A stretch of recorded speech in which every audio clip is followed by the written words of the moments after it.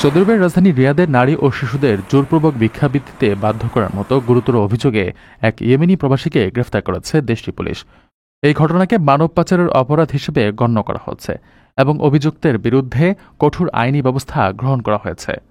Riyad police জানিয়েছে, community security ও মানব পাচার বিরোধী অধিদপ্তরের সহযোগিতায় একটি বিশেষ অভিযানে ওই ব্যক্তিকে আটক করা হয়। প্রাথমিক তদন্তে জানা গেছে, তিনি নিজ দেশের অসহায় নারী ও শিশুদের অসহায়ত্বের সুযোগ নিয়ে তাদের বিভিন্ন রাস্তায় ও পাবলিক প্লেসে ভিক্ষা করতে বাধ্য করতেন। গ্রেপ্তারের পর অভিযুক্তকে পাবলিক প্রসিকিউশনের কাছে হস্তান্তর করা হয়েছে। এদিকে উদ্ধার হওয়া ভুক্তভোগী নারী ও শিশুদের নিরাপত্তা এবং প্রয়োজনীয় মানবিক সহায়তা প্রদানের জন্য সংশ্লিষ্ট সরকারি সংস্থাগুলো কাজ শুরু করেছে।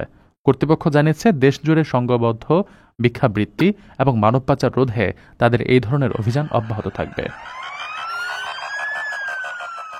প্রিয় প্রবাসী, আপনার নিরাপদ ভবিষ্যতের জন্য অর্ধেক দামে আজই ফ্ল্যাট বুকিং করুন। ঢাকায় প্রবাসী সিটি দিচ্ছে সীমিত সময়ের স্পেশাল অফার। জমি ও ফ্ল্যাট একসাথে। যোগাযোগ করুন স্ক্রিনে দেওয়া নম্বরে।